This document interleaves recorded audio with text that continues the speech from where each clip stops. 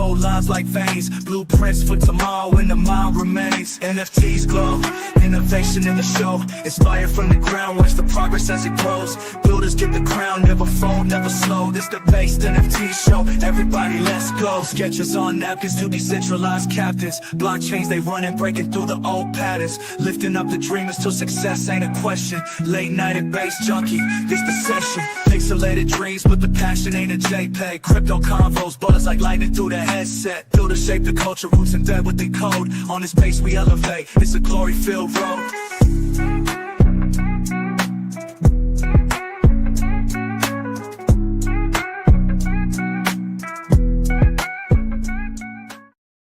Welcome everyone to another edition of Dad's Who Jpeg. Base Junkie, how are you, my friend? Yo, man, I am feeling pumped. I must say, hat or no hat, I am excited to do these Monday shows because I love NFTs, I love community, and man, we have some stellar guests lined up today, so I'm very pumped for that. Yeah, we do. And first of all, shout out to Taki for reposting the stream. So today we are doing Dad's Who Jpeg. It's not why is that? People in? Oof, that was a little Mr. Roboto for me. I'm not sure, dude. Like, are you streaming off a potato today? What's going on, man? Take it away. Take it away. Let me see. Maybe my connection's a little bit bad. Why don't you handle it right now? Lead the way. I'll be right back. Okay, brother.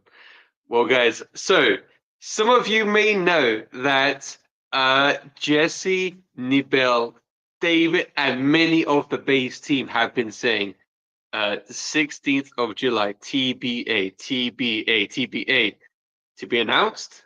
The base app, the best app, the bacon avocado, who knows? But guys, there is going to be a 2-week hiatus from shows on the Build on Base account as they are ramping up, getting ready for the next big thing.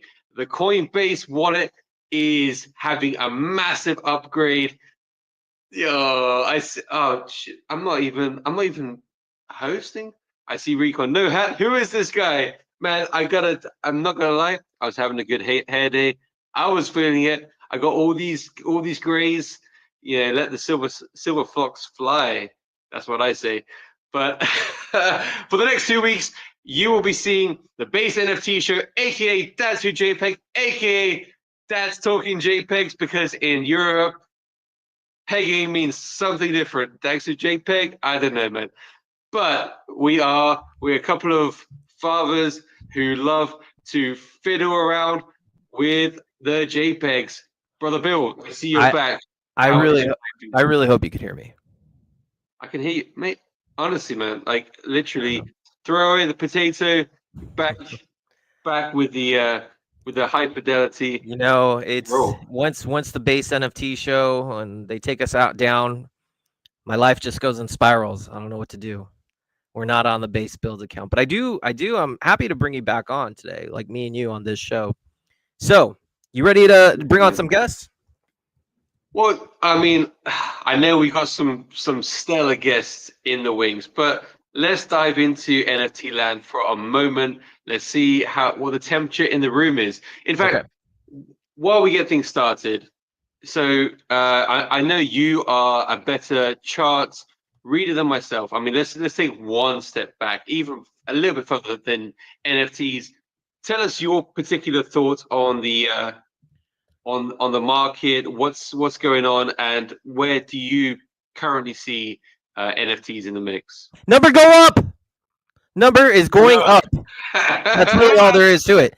Close the deal. That's my analysis. Number is going up. Markets look incredible, man. I'm just telling you right now. I think we're going to have parabolic. I think Bitcoin's going to break. Once Bitcoin breaks 112, it's game over. Ethereum will go to 27, 28, 3,000. I think July is the month for base NFTs. Or not NFTs. I think July is the month for base memes. I think NFTs will have its rotation at some point. But I do think, everyone's going to have girlfriends. I truly do believe. Do you feel the same way? I mean, not me. I have a wife, so Oh, I do too. I do too. We don't. But for other people We out there, all the people, basement dwellers, come out, smell the roses, see the sunshine, because I feel as well. I feel like an alt season is coming. As soon as Bitcoin reaches all-time highs, we start to see the rotation. Like the typical flow, and bearing in mind, history does not necessarily repeat itself, but it often rhymes. So take this with a grain of salt. Obviously, there's no Coinbase disclaimer today, but everything we say is not financial advice. These are a couple of dags talking JPEGs. I mean, what do we know? So take it with a pinch of salt. This is for entertainment and educational purposes only. yes, but number's gonna go up. Let's just kind of be real. Number up, not financial advice. No, I'm kidding. But once Bitcoin breaks past the all-time high, then we see go to the top alts and then the other alts and like meme coins, and then there's a rotation into NFTs. So although I don't really see a mega NFT run right now, if you are making a bit of hay while the sun is shining, if you're longing your longs or if you're in the right coins, I believe as the same with other cycles that there will be a rotation. So I don't think now is hot, hot, hot, catch the wave or you're going to miss it. Now is the time to position yourself accordingly and start focusing on the long-term goals. Absolutely. All right. So number one, Laurent Case just asked, "Hey, champions, is it recorded?" It will be recorded. This one will be on X and also on YouTube, so we will make sure you have it. And on today's show, we have Los Fomos and we have Chomp. Do you know much about? We're gonna start with Los Fomos shortly, but Beijing, what are your thoughts on Los Fomos? Do you know much about them? I'll be honest, I don't. I first shared a screen with Los Fomos on a Coinbase wallet beta test with Statuette, and I was like, oh, these seem like some lovely people who ask some good questions, got their head on their shoulders. They must have something going on, but only did they really come on my radar with this whole Farcaster race. I'm like, what the heck is that? I mean, and I saw Base tweeted them. I'm like, yo, these guys must be badasses. So I did a little bit of research, but I would love to hear the story from them, straight from the horse's mouth, unfiltered, uncensored.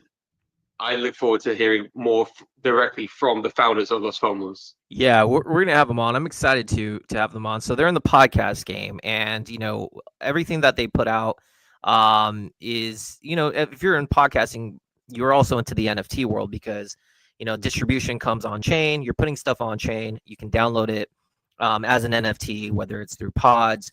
But their style is so unique, and I really enjoy just like they did an interview once, and it was like in someone's kitchen, and they're just like chatting, and I thought it was like so unique and so cool and so different. And so what they're doing now is they're raising money for in real life production, which is really cool. And they're doing a crowdfunding, and they've hit over $10,000 of their goal. So without further ado, I think it's time. We bring in the ladies from Los Fomos, Pau and Taco. How are you two ladies doing today? Feeling incredible. How about you guys? Doing good, except Elon was kind of rugging my connection. Not a fan of that. We pay $40 a month for Twitter, whatever premium. That's another reason why I'm excited for you guys to have in real life production. You don't have to deal with Elon. That's true. This is why we're not that active on Twitter. Okay, so ladies, talk to us for those that are tuning in, and we're adding up the viewers. And I have a feeling, I think today's goal, I think we'll probably have about 2,000 on the stream. I do. So this will be good. But talk to us about, first of all, what is Los Fomos? Where did the idea come from? And talk to us about your delivery and your style. What makes your interviews different than others? Well, I would start saying that Los Fomos is the on-chain show and not a podcast. Okay. And probably this already sets us apart because we're not doing this kind of like a traditional type of the interviews. What we do is we get the guests that we find interesting as people as personas, and try to show the other side, like a more people personal side, like, not like this perfect product-led pitch kind of people. We don't ask product questions either, our guests. So we're kind of focusing on trying to challenge them a little bit, try to ask a little bit of spicy questions. We also mix cocktails on the latest episodes and add spice if they don't want to answer certain questions. And I think like we came to this format and the way we added things and what kind of guests we get from, based on the experience that we had throughout the year, because we started Los Fomos as a show during On-Chain Summer last year, because we kind of saw this as an opportunity, and we were not so long on Farcaster, and we still didn't know a lot of people. And one of the goals was actually to meet builders in the space and build the community. And this idea of, let's do this little short interviews of people who are building and try to be different and try to record as many people as possible. And initially we had like 3 or 4 episodes per week, which is kind of crazy. Yeah, and then it was evolving. The questions were evolving, the direction was evolving, and we found our path, and this is where we are now. Talk to us, pal. How has your journey been so far with Los Fomos? First of all, how do you guys meet? Do you guys know each other from a long time? I love that you asked that question, because this is kind of one of the biggest points that we used as as part of the storytelling for the crowdfund. We actually never met in person, Taco and I. So we've never met IRL, but we've been working together for more than 3 years, like almost 4 years. Mm-hmm. And we actually met online while we were studying back in London. We were both in London, kind of overlapped a little bit, I think, but we never met in person because COVID happened. So we did our masters together, but we never really met in person.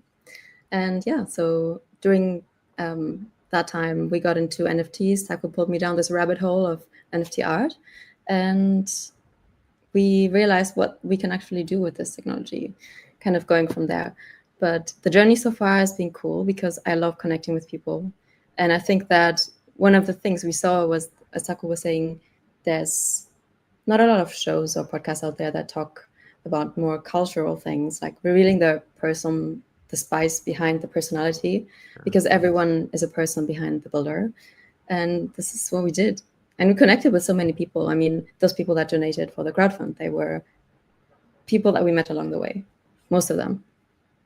I love it. No, and I think a lot of people, I mean, chime in here too, Bishing, I assume, because he also does interviews as well. I mean, to me, when I do interviews with people, like the most fun part is getting to know the person themselves, their backstory, who makes them, them.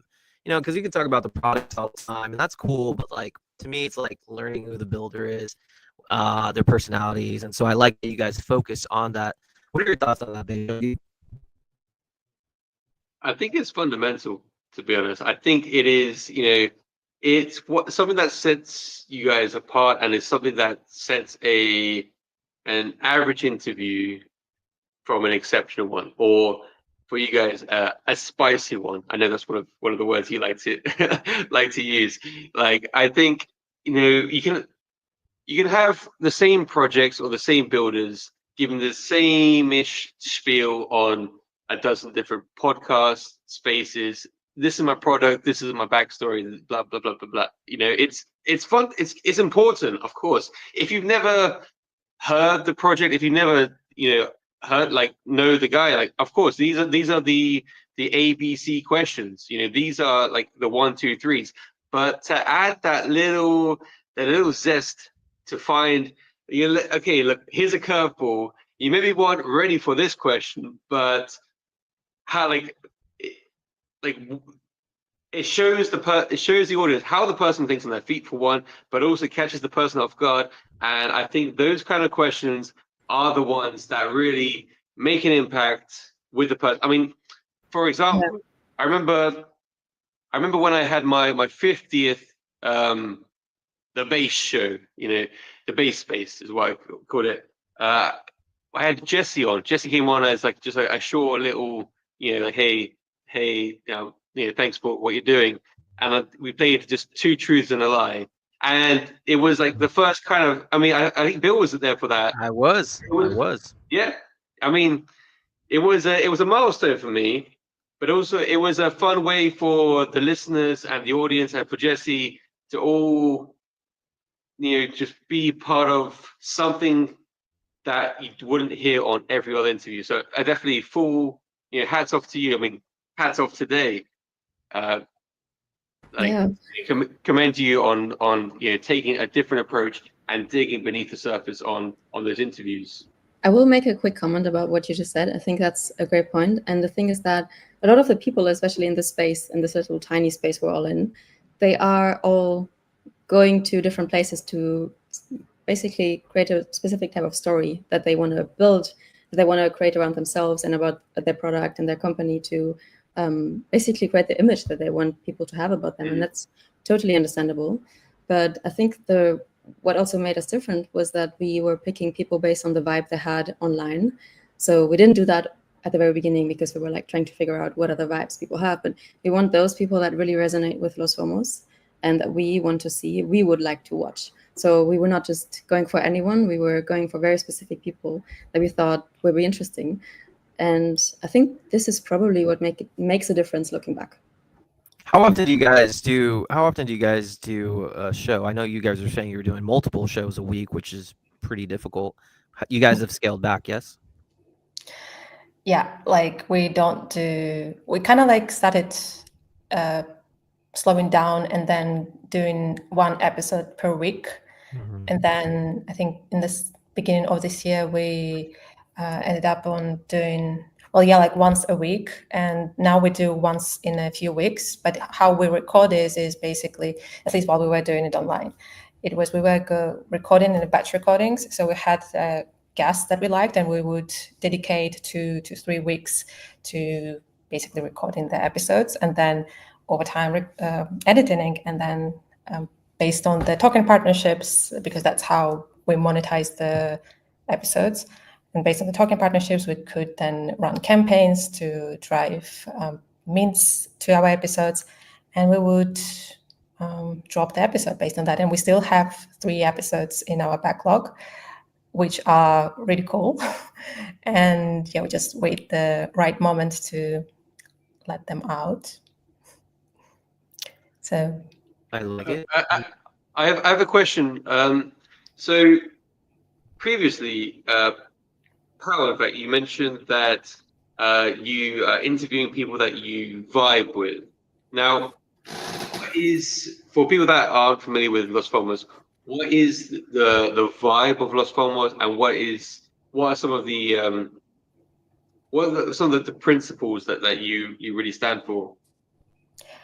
I would say something before I will answer this question. The reason why we even defined some vibes and we felt this is the direction that we want to go and specific guests to have is because I think it's another thing that maybe differentiates us is the way we create the show. In our minds, we have a Web2 audience of people who don't care about Web3 or crypto at all, and they just want to show the entertaining content on the internet, on YouTube, on TVs, whatever platform that they use, and the mobile device or whatever. So as we were kind of like experimenting with different things, what we realized is everywhere is missing, and what we personally would enjoy is a little bit of bolder, a bit of kind of like ambitious and provocative, but provocative not in a naughty way. But the questions and the guests that have the vibe and can a little bit got unlocked, because there are people that incredible as maybe LFers in general, and they can be part of the community. But then when you have them on the show, sometimes they can't open up, and they actually getting even more close because they feel a little bit attacked, and it's like an uncomfortable situation for them. And nothing wrong with that as a human being, but then for the show, the result that you want to get, sometimes it's like even feeling awkward, but then laughing it out is a kind of good content then to create and bring to the world. So I don't know if it answers your question. If not, maybe Paolo also can elaborate specifically the vibes. I think it answered it. I think it answered it pretty well. I mean, it makes sense how you're doing it. Like I said, and especially with a non-native audience who want to be entertained as well. And I think it's important that we target not just on-chain audiences, but those outside, because that's how we grow and how we get the next 1 to 2 billion users on chain. I want to kind of I want to go into this crowdfund thing because I think it's great what you're doing, and I think it's very important. And I want you guys to meet. You guys have already met your goal. But I think it's actually now 15, so not yet. But let's talk about that. So let me pull this up real quick. I want to know two things to start. And for those that don't know, in Los Fomos, a Farcaster native IP is going in real life production. As you were saying, what happens when two ambitious friends of 4 years who've never met face to face? First of all, that's crazy. You guys have never met face to face. You guys like go party someday in person, but that's neither. That's crazy. That's like me and you, Base Junkie. We haven't met in person yet, but I'm sure we will. Probably the How long same. has it been? I mean, you guys are a chapter beyond us. I mean, my question on this is, so I mean, IRL production. Are we finally going to get the episode when Powell met Taco? Ooh, that would be great. I Yeah, agree. of course. I mean, we have a series of 6 episodes planned, with guests yet to be announced, and that will all be in person with Taco and me. So we will both be there, and we have a lot of content also planned around that. So just Taco and me recording things together. Amazing. So, okay, so you guys are bringing this up. You're raising money from the community. I have a few questions on this. You've attracted more than 40K in grants and partnerships by production and rewards. The crowdfund will kickstart securing Los Fomos IP internationally, production costs, talents. Donors will receive a bunch of things, and you guys have funded over $10,000, $10,668 out of 15,000. All right, so let me ask you, ladies, what is the big reason that really motivated you guys to do this campaign and realize that you need to do something in real life? What was the reasoning behind that? Okay, I will start with the first point. That is the reason why we actually decided to do a crowdfund. And we could have gone just straight up, like just doing the media partnership side and like taking that route and finding some media partners.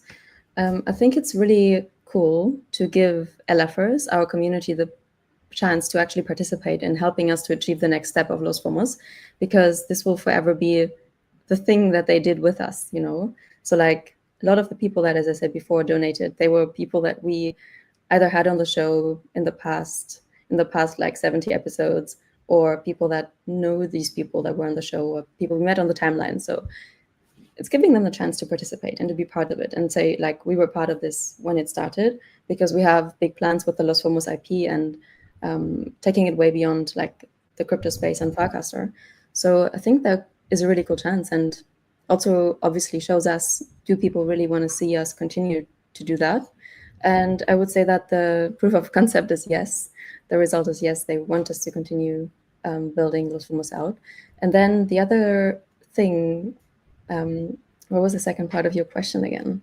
Why do it in real life? Oh, yes. I think there's, just from the production value and quality, things you can do, it's the content that we analyzed on like the web 2 platforms like TikTok and Instagram. The things that really hit, the things that really go viral are oftentimes the things that you can film IRL. And I think that we take people on a journey right now on our socials. Like Taco and I have never met. We were communicating about that. So we will meet for the first time when we actually fulfill the goal. That's one reason. Yeah, I would say another reason as well, like for instance, we're now on the call and sometimes we have the problems with the connection, with the videos like that, and with the sounds. And when you aim to go and build this brand as the IP that is worth of, it doesn't really matter if it's Web 2 or Web 3, right? It's just a brand that crossed the boundaries. Then you have to have a control around like things like that. And you want to deliver the quality that, again, like people will stick around. It's a one thing when you have the videos and TikToks, like, record things like on the go and they're like very low editing things, it's fine. But then when you try to get on the TV of someone, then, and it's kind of like a show, and then you have an ambition of having big guests and big names, the quality thing is extremely important. course. again, it's less about the information per se, right? It's not like, I'm learning something and it doesn't matter what kind of quality of the sound is or maybe visuals. It's like more of an entertainment show, right? And then in the entertainment, like the number one negative feedback that we're getting is mostly was like, you guys have to step up your game of the visual quality. And if Power and I potentially can do this, we can control what's going on the guest side, right? Sometimes there are people just joining from the phone and and then haven't had headphones and stuff like that. Sorry. Ooh, calling you out, Bass Junkie, with the headphones. Like I have like headphones as well. Like it's like wired headphones. So that's a thing. That's a little bit of a problem. And and then the third thing is when you record things IRL, there are things that you can code on the camera, like in between scenes or in between cuts or whatever, and kind of like a chemistry that is happening. Like Pao and I somehow developed this chemistry over the years, maybe because we're like 24/7 on the Telegram chat and we're chatting with each other all the time, and we're just actually friends, and it's not only like the work chat. But yeah, like with the guests, sometimes it's a bit of friction, and nothing can compare to IRL interactions. And for the shows like ours, we think that it's important. I think it's massively. I think like to get to, as you guys are saying, to get to that next level of entertainment value in real life productions, it just brings a lot of enjoyment to the viewer, and it makes, especially as you get towards the top tier guests, they kind of expect that. Actually, one of the people that I do actually commend, who's done a really good job, I don't know if you know Kevin from When Shift Happens. And When Shift Happens is a really big podcast. This guy is like interviewing the tops of the top of literally everybody. He flies the people. Oh, so I have a question. Was it hosted by a female host before? Because I think I remember it from before. I honestly don't know. I just know Kevin with When Shift Happens. Like he's big. He's interviewed all the top people, but like he goes for the highest guests and he flies the people. And he told me once, he was just like, if you want to get to the next level, you need to stop being behind a computer and you need to meet these people. And whether you fly to them or you have a production value house like you guys are doing, that's the next evolution. And I think you guys are going to crush it because it's separates you from everyone else. We have we have 1,200 people on stream. I told you, Bass Junkie, we're going to get 2,000 by the end. I just know that. But we have a little bit of time left before we jump on. Please tell us the next goal. You have, how long is this crowdfund until? And once you get the funds, when is the first episode going to be released? Okay, so the crowdfund is until Monday next week. So upcoming Monday, I invite everyone to take part if they want to be part of this first, like, next chapter of Los Fomos. We will announce the date of the episodes. It depends on the availability of the guests and the type of guests we aim for. They are not, well, I would say that's kind of my advice, but they will not be available like straight away. So we have to fight for it a little bit, most likely. So yeah. Ooh, exciting. Bass Junkie, any last thoughts for you? Honestly, it's just been inspirational catching up with your journey and seeing what you're doing. The fact that you guys haven't met and been building together in crypto virtually for 3 years. I mean, that really, it shows like the power of community and the power of like-minded individuals. So I'm definitely going to be excited to see finally when Taco meets Pao IRL collaboration, and then to see where you take it from there. So yeah, I'm very excited to watch your journey as it unfolds. Will these episodes still be on pods? Are you still going to upload it for distribution?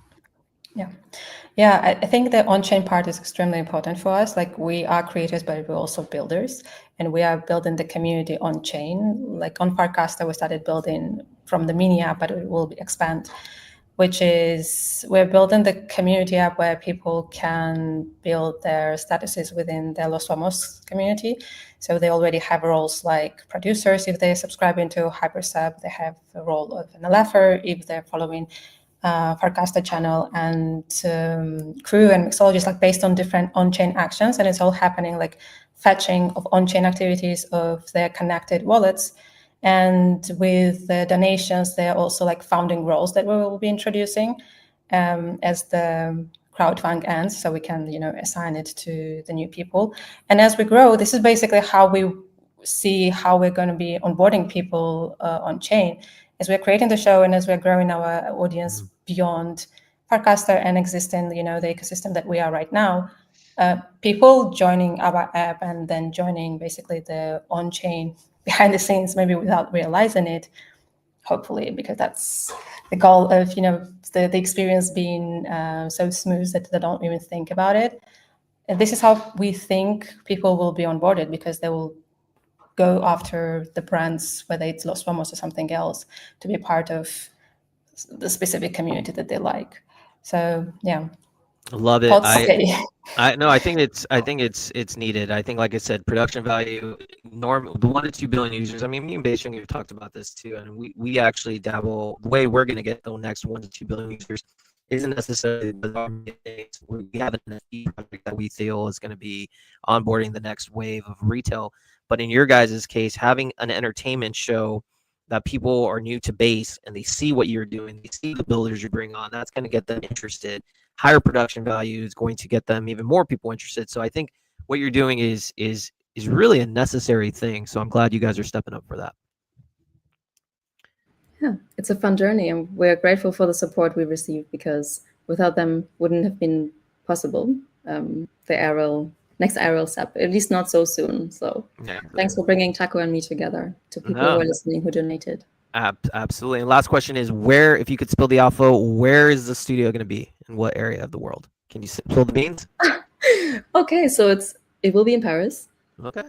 And it will not be a studio. We will transform a few hotel bars in Paris that are deemed Los Fomos worthy into our studio.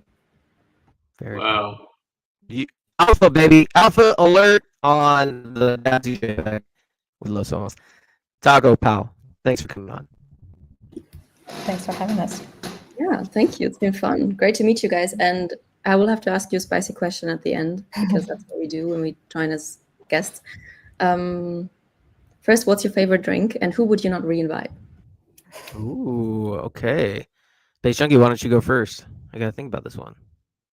Favorite drink, and who would I not re-invite onto the show? Oh, yeah. We're gonna like make some enemies. Well, go with the drink first. Go with the drink first. Yeah. I mean, so my favorite drink to order at a bar would be an old fashioned. I like Isla whiskey.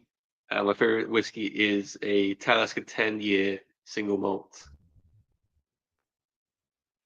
Fancy.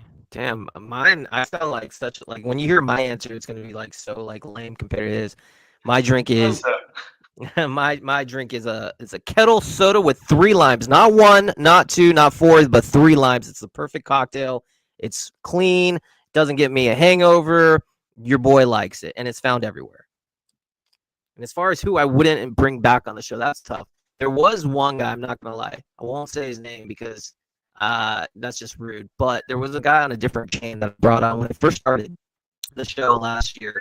He has like 60,000 followers. So I was kind of like, you know, he agreed to be on my show. But he was a complete asshole because he showed up 30 minutes late. He didn't apologize. And I was like, yo, bro, like, all right, whatever. I didn't even air his show. I didn't even care. So I was like, I'll never have him on again. But and as I've grown, he's reached out to me. And then he invited me on his show. And he was actually really dope. So he almost made the cut. So that's the best I can do. I remember. I know my answer. That's not going to offend, because it was actually my very, very, very first episode of the Base Space back in April 2024. I was a nothing account. I had 20 followers, so I reached out to some of the base voices at the time, and there was a guy called Bo Miller, and I was like, yo, you know, you're everywhere on base, you know, like there's like 100 people on base, and you're like the biggest guy. Like, do you want to come onto my show? Do you want to be the co-host? I mean, like, this would be amazing. Like, I want to talk about. I'm passionate about base. You're big in base. You got like 500 followers. Like that was a KOL back in those days. and I was like, can you come onto my show? He came on, and we chatted. I'm like, what a nice guy. Fast forward to 1 month later, he pulled the biggest rug in base history, rugging Bitcoin on base, which had the best redemption arc. Now it's focused on mental health, helping others. So that community flourished, an absolute phoenix story. But I would never platform again. He would not come on. Well, yeah, we don't got time for ruggers, but yeah. All right, so Taco Pal, we appreciate you very much. We had 2009 people tuned in. I told you guys. I told you. Don't doubt Bill.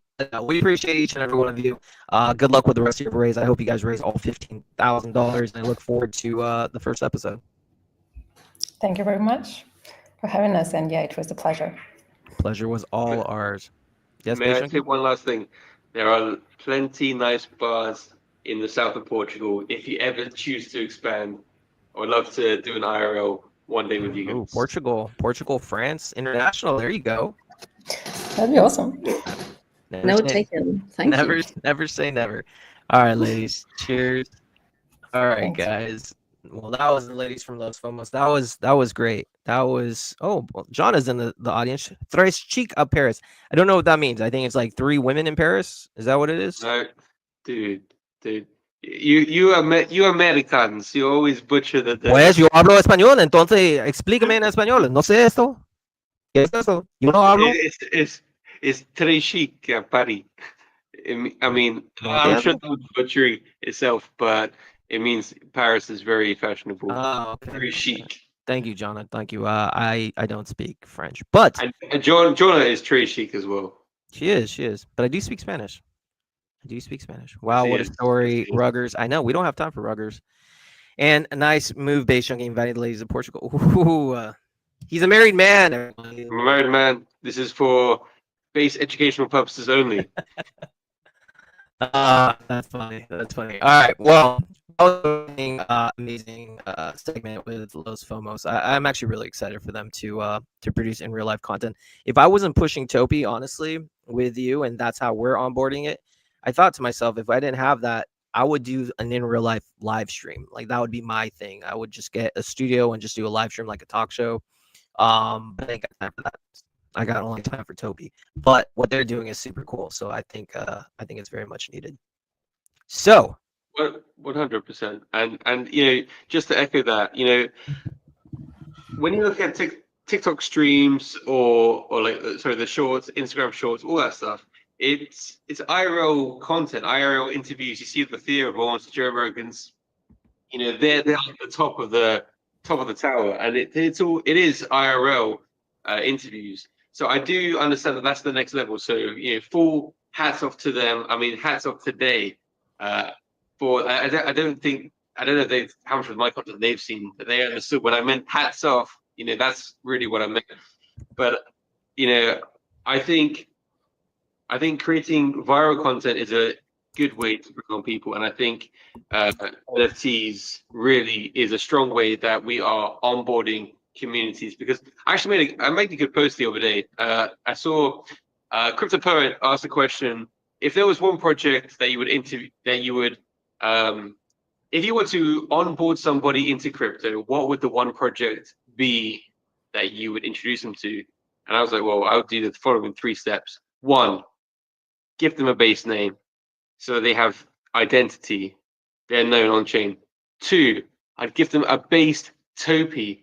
The community is flawless, the vibes are high, and creating stories on chain, family friendly. This is like the next wave. Storyfy, it's coming. And then 3, introduce them to the BMX team, introduce them to the BMX ecosystem so they can learn more and gain DeFi literacy. I mean, if you're new to crypto, that's the holy trinity right there. Mic drop moment. Let's just end the show. But we can't end the show because we got Jimmy from Chomp. My friend, sorry for the delay, but we save obviously the best for last. Talk to us, man. How are you doing? I'm excited. Lovely show you guys have here. Just got to get to know the girls over there. So excited to talk about Chomp today. Yeah, man. No, Chomp's an OG. Yeah, we over 2,300 tuning in. By the way, John and Bill, I used to live in Paris. Yo no hablo francés, but yo hablo español. But I hope you enjoyed. I hope you enjoyed Paris. I just wanted to throw that out there. So okay, so talk to me. Okay, first of all, for those that don't know, Jimmy, Chomp is an OG. It's been in the space since 2024. Talk to us currently about what's going on in the meme coin community with Chomp, and tell us, why are you guys launching tomorrow your NFT collection? Yeah, exactly. So if you guys have been here since there's so many cycles, right? If you've kind of like take some broad strokes and kind of think back of all the cycles that you've ever been in crypto, I think most of us, our path has usually been, if you guys are an OG, it's you've heard about mining, and then you got into DeFi, and you got into NFTs, and every cycle has really been painted by a dominant NFT. A dominant NFT really defined a cycle, right? There was the CryptoPunks cycle, there was the Bored Ape cycle, there was the Pudgy cycle. Well, there's also the Zuki cycle, and I think a lot of that energy has always been a rotation. And right now, you got to give it to Coinbase and Base. They're crushing it right now. They're about to peak this July 16th. That's coming up with their TBA Los Angeles announcement.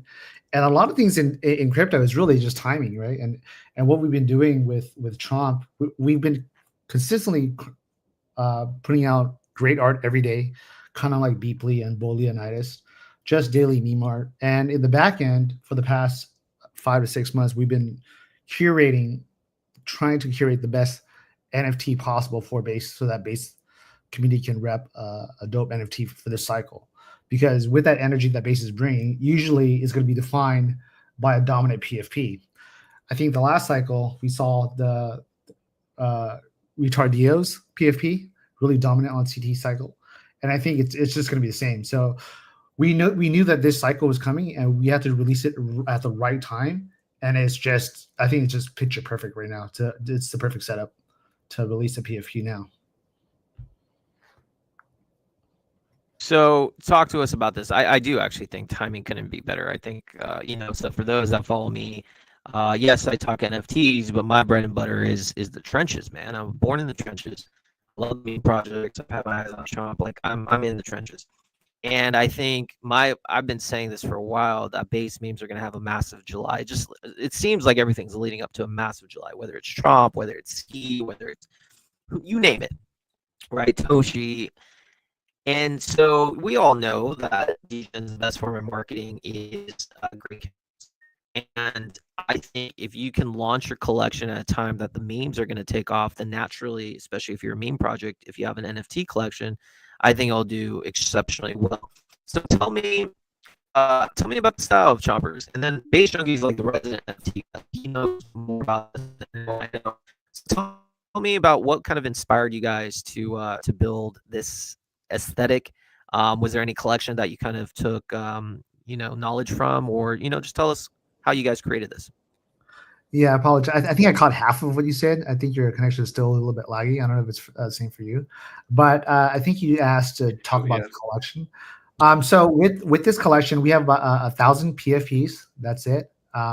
So in relative terms, from the last cycles, that's relatively low from the 10,000 mint.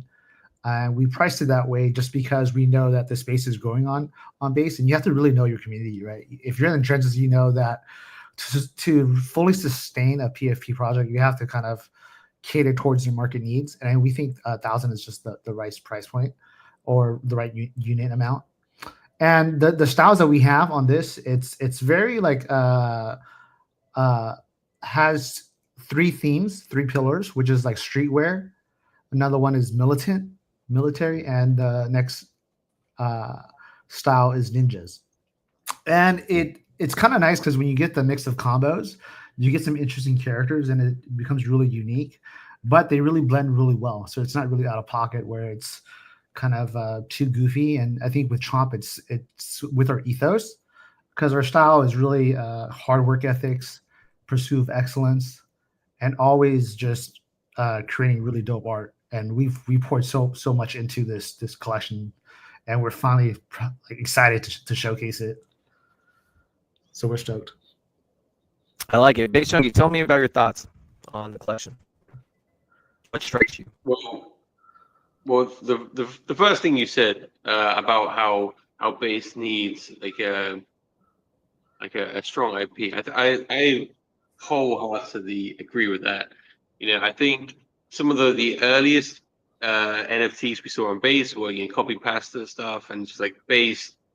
fill in the blank old IP, like recycled stuff. And I mean, that's one of the things that we're really building ourselves. But that's one of the things I really respect about what you're building here. Like, you've created the Chomp IP, the character. It doesn't exist on another chain, as far as I'm aware. Please correct me if I'm wrong. But the artwork, it's unique. I think many collections copied. Maybe that's too strong of a word. Drew heavy inspiration from the Bored Apes, and you see many collections that like have similar sort of cookie cutter traits that sort of you would see a lot of overlap with some existing IPs, even though it's a new drawing.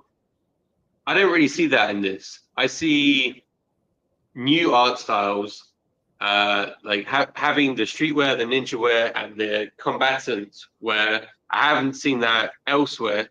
Talk to me a little bit about the inspiration, because obviously combatants, it's fighting oriented, ninja as well, fighting oriented. Is there an underlying theme to like the art style, like why you're making it like we're warriors? Yeah, so if you kind of like break down the ethos of what Chomp is a guinea pig, right? And as you all know, when you look at all the animals in the kingdom of the PFP kind of like realm and meme coins, it's like the guinea pig is the most cute animal that there could be, and we chose that with intention, because we wanted to showcase that we can make a guinea pig fearless, thuggish, and hard. And if we can, it's such a switch up that it really gravitates, because it's really different, and there's no other collection that really empowers a guinea pig. And we're always in the lab, right? Because guinea pigs are used as kind of lab rats in a sense, and we're always cooking in the lab, and we want to showcase that we can show so much variety from a guinea pig, so that it just gives it a harder punch. And the look is unique and different, right? So that's why we're excited, because I don't think there's a look out there yet, and I think really base does need a flagship PFP to carry it for the cycle, and hopefully this art will resonate. Yeah, no, I think I tell people base has to have maybe not just even one, multiple projects that capture retail's interest. Like, I don't think the NFT market's done at all. I think at some point, if base is going to capture 1 to 2 billion users, they're going to come on the base. Have you heard of our collection at all, Topi's, and like storytelling aspect? Yeah, I've actually heard. I think the biggest collections on base, which is obviously you guys have been recent, Toby for sure. I've seen your collection around. I think the other collections out there, Toshi, obviously, Thank You, Base God is the one.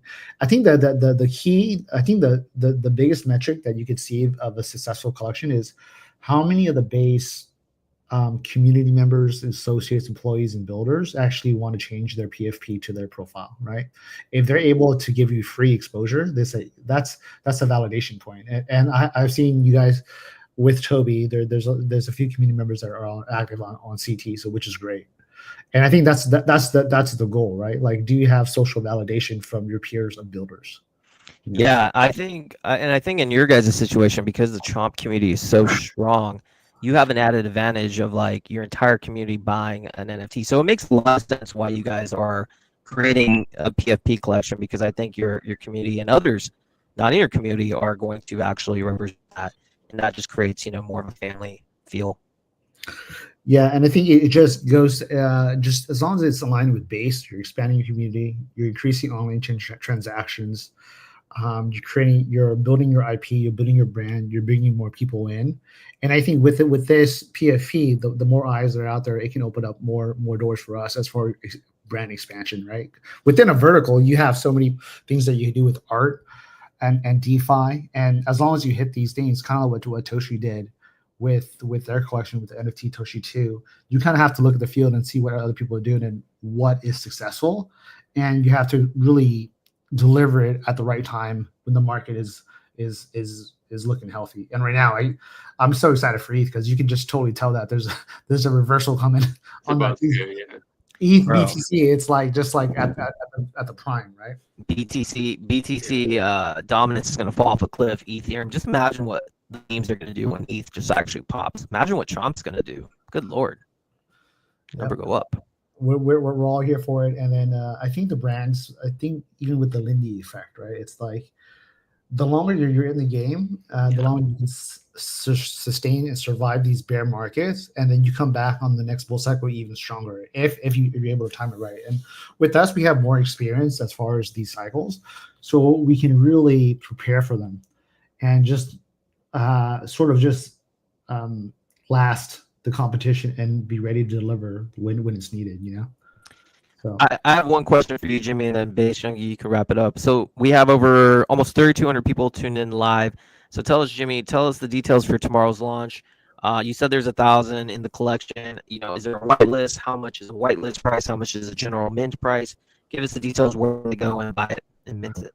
Yeah, so Magic Eden's about to actually feature us on the carousel on the homepage shortly here. We've been working deeply with Magic Eden. It's going to be launching tomorrow at 10 a.m. Eastern Standard Time or 7 a.m. Pacific Standard Time. The mint is 0.04. There's no whitelist. It's first come, first serve.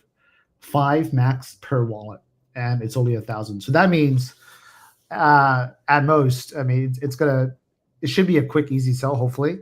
But we do want to give distribution as much as possible. That's it. I like it. Base Junkie. One of the things that I noticed, like from this cycle to the last cycle, I mean, this cycle, there is no clear flagship IP for Base that has appeal beyond the Base ecosystem. I mean, right now, if we're looking at flagship IPs, it would be Base God based on floor price and which profile pictures we see. But beyond the Base ecosystem, beyond the Coinbase aficionados, what is the widespread appealability? So I think there is room for many different IPs to claim that ambassadorship, because we be the cute and cuddly, we be the warriors, we be, I mean, we see on Ethereum, we saw the Azukis, the Pudgies, the Bored Apes, the CryptoPunks. I mean, different strokes for different folks, but they're all blue chips. And I think that's what's there for the taking. And right now, I mean, in terms of like NFT prices, like especially on Base, 0.04 is on the higher end of the spectrum. I'm not going to lie. I mean, I would love to get your opinion in a moment on that. But one of the opportunities and one of the things I find really exciting about NFT collecting on Base right now is that I think people that are tuning into shows like this, people that are tuning or like dedicating their time to Base, see where the tide is shifting and see that through the Coinbase wallet, TPA, it's coming, distribution is coming for builders. And right now, people that are building in the shadows, people that are putting down the groundwork are preparing for that wave. And what's very exciting from a retail point of view is that with $1,000, you don't need to just join one community. With $1,000, I mean, $100, 0.04 is high for a mint this cycle, or especially on Base.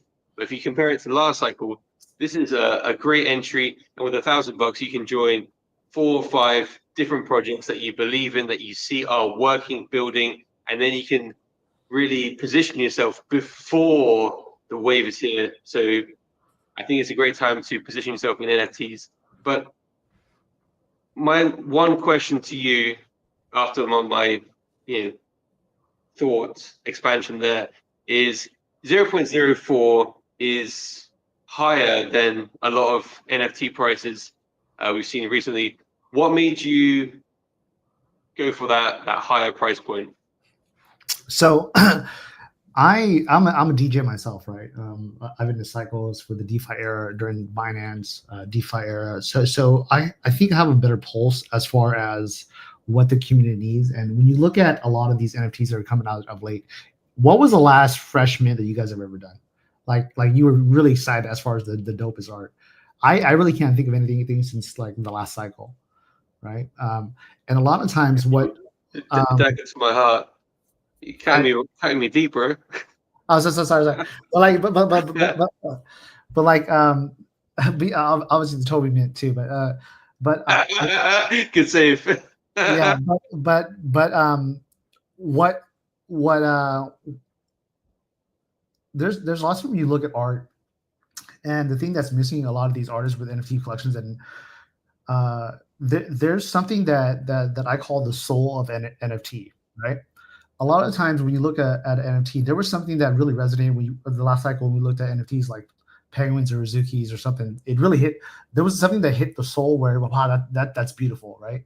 And obviously price goes up, helps that as well. But I think when you look at like the soul, there's a soul of a character that you can look at the art. There's eyes, there's intention, there's character, and there's purpose.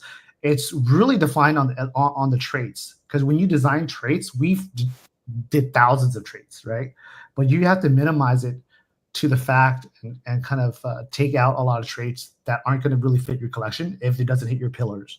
And we've refined this collection hundreds and hundreds and hundreds of times. So it's really, really, really polished in a sense. Like it's like a river rock that's being polished. And by the time when you create an NFT collection, it was really polished. That character and the collection is going to resonate. So it's going to be showcased as a whole collection that makes a lot of sense, versus some traits in certain collections don't make sense, right? So I think when we priced it, we're pricing it at the work that we know that it should be valued at. And I think once the collection actually kind of showcases itself, you'll understand why when you see the rest of the collection.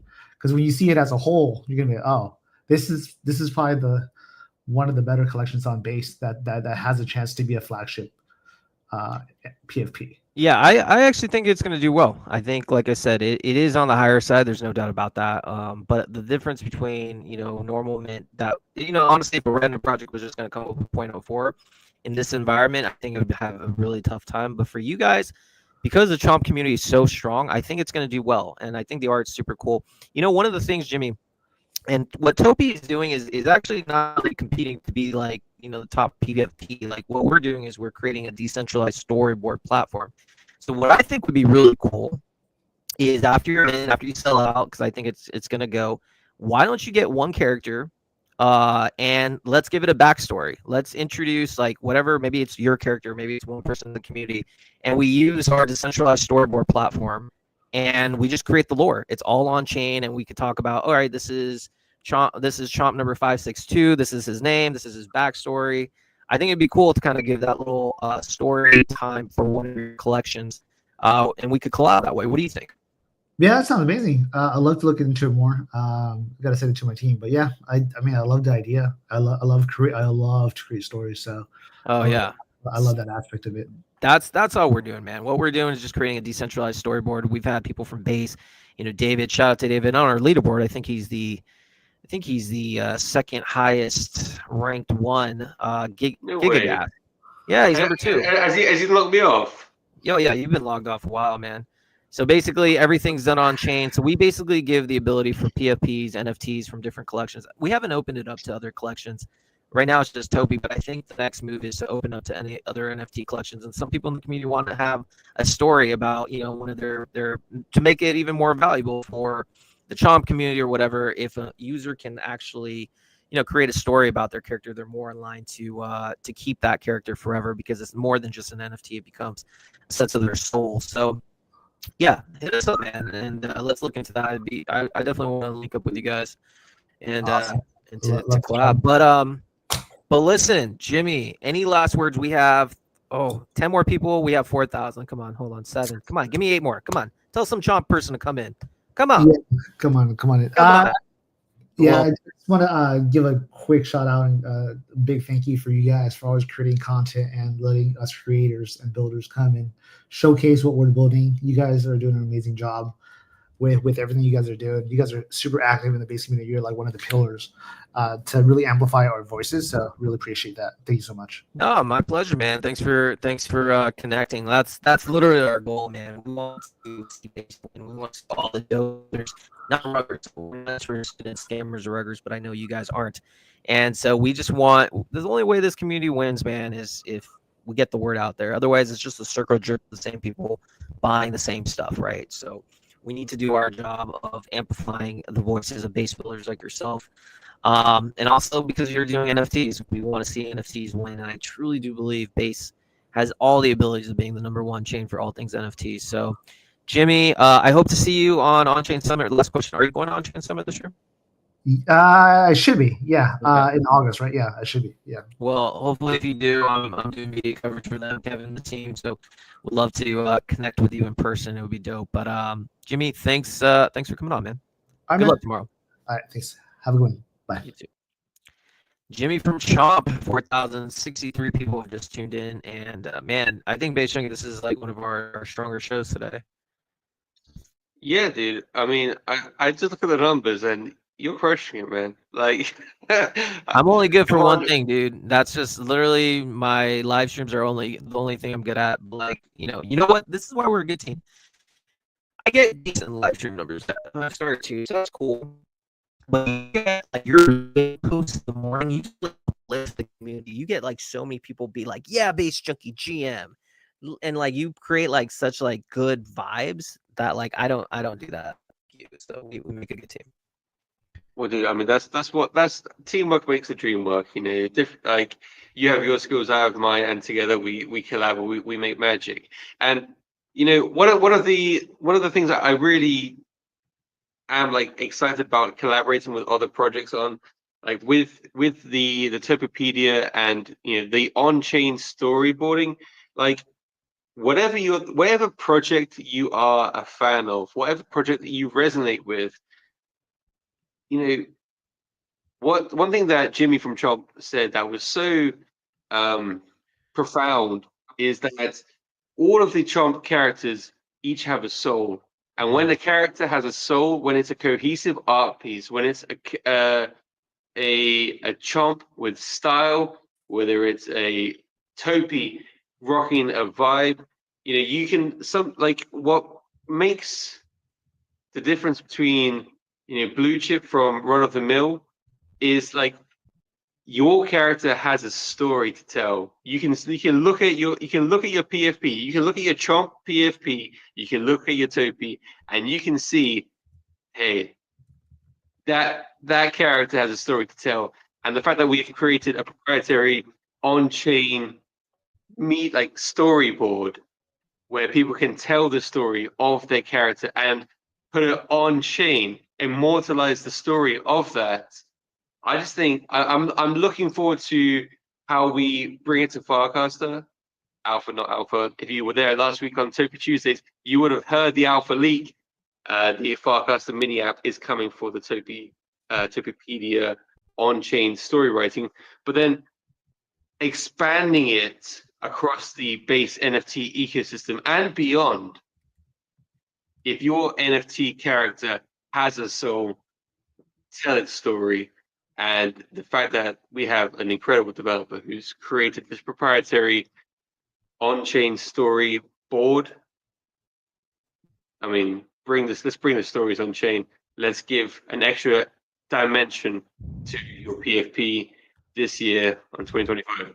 Yeah, no, I think, like I said, I think I want to see collections like Chomp just do astronomical well. I hope it sells out in a minute. I hope, other projects do really well. And I think what we're doing is not actually competing. I thought initially, all right, we're going to be like #1, blah, blah, blah, blah, blah. But I realized there's something greater at play. And that play is, yes, cool characters. It's fun. But it's the decentralized storytelling aspect that gets me most excited. And if we're able to tap and create a platform that all NFT collections can use to bring life to their characters, it's a win-win. It makes the collection that much stronger because now you have holders who are going to resonate more. And, obviously we want to have everyone use our platform. So I think that's the move we do.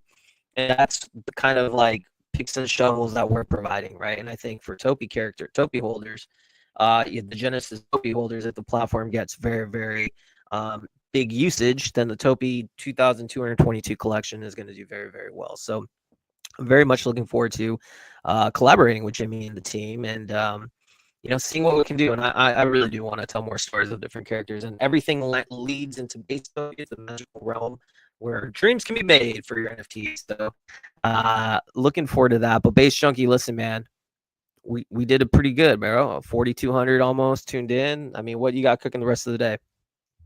Dude, I mean, it's 10 past 10 p.m. here. Oh, you need sleep. I've got some nice dreams cooking in the chamber. I've been roasting all day. Dude, it was 38 degrees here.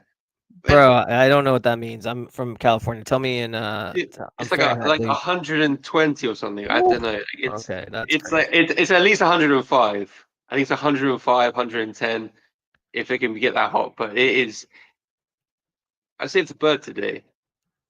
I mean, I actually posted about it, but yeah, it's just like birds are falling from the sky. That's how hot it is today. It's a crazy day. So I'm ready to tap out, wait for tomorrow, catch some Z's, source some logs, and get ready for interviewing some more of the base regional team this week. I'm very excited to help share their story with the wider base community, because at the end of the day, base brought a bunch of regional leads on board to be the boots on the ground as they bring the world on chain, as we bring the world on chain. So to help share their story, as you know, brother, you and I are storytellers. We have a community of storytellers. Let's share the stories of the base team. So yeah, just doing my part there. Absolutely. And then last thing that I'll say is, if you guys are looking for the latest news Monday through Friday, delivered straight to your inbox in less than 2 minutes, consider subscribing to your boy, me, newsletter. It's called Based AF. Literally, I just dropped the news for the day in a very digestible way. And so, this space moves super fast. But your boy got you. I'm going to make sure you're aware of all the big things. Like today's thing, we did talk about Chomp appearing on the show, their NFT drop. We talked about, random stuff. Did you know, first of all, Base is going to Malaysia, which is good. Did you know Coinbase is on Time's 100 most influential companies? I think that's really cool. I didn't really hear much about it until I read it. And every day, in every edition, you'll have the Topi of the day. I have 100 plus subscribers, so I was pretty pleased with that. So keep it going. The job ain't finished. Subscribe to Base AF. All right. Enough shilling for me. I think I'm out. Base Chunky, I'll let you do the final words. But to everyone, to the 4,193 people tuning in to watch our episode with Los Fomos, and we appreciate each and every one of you. Take it away, Base Chunky. Final words. The floor is yours. Okay, guys, I want to say a big thank you to our speakers today, Taco, Pao from Los Fomos, and Jimmy from Chomp, dropping some serious alpha. There are two things we love in the show. We love giveaways and we love alpha, and this has been an alpha-packed episode. It wasn't on the Build on Base account, but guys, we always bring home the goods. So we will be hosting on our own channels next week, over on Bill the Bulls Late Night on Base account, and mine at Base Junkie _ as well. We do host these spaces, rain or shine, 38 degrees or the Arctic Siberian cold. We host these every Monday night at 8 p.m. UTC. So until next time, we'll see you on the timeline. We'll see you in Telegram. Stay safe, stay healthy, but most importantly, stay based. Stay based, everyone. Cheers.